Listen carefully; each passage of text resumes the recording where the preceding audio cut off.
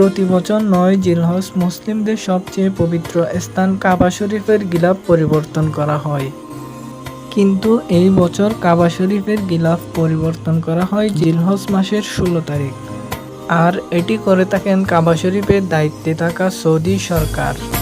এই বছরের নতুন গিলাফ তৈরিতে সৌদি সরকারের খরচ হয়েছে আনুমানিক ২২ মিলিয়ন সৌদি রিয়াল। আরব নিউজের এক প্রতিবেদন থেকে জানা যায়, গিলাফ তৈরিতে প্রয়োজন হয়েছে ৬৭০ কেজি খাঁটি রেশম, ১২০ কেজি খাঁটি সোনার সুতা এবং ১০০ কেজি রূপার সুতা। তাছাড়াও গিলাফে ব্যবহৃত হয়েছে বিশ্বের বিভিন্ন নামিদামি দেশের নামিদামি সামগ্রী। স্বর্ণের সুতা দিয়ে গিলাফের বিভিন্ন অংশে কোরআনের আয়াত লেখা হয়েছে। গিলাফ তৈরিতে বাংলাদেশ সহ বিশ্বের বিভিন্ন দেশের প্রায় ২ শতাধিক শ্রমিক কাজ করেছে।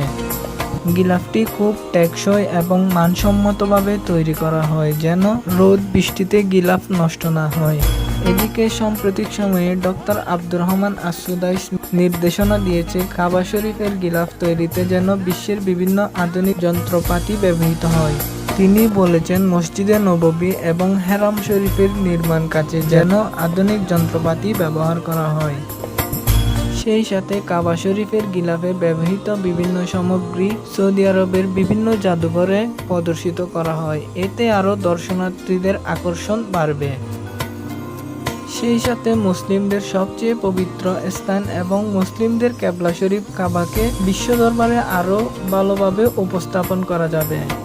প্রিয় দর্শক, আজ এ পর্যন্ত। আসছি খুব শীঘ্রই নতুন কিছু জানার বিষয় নিয়ে।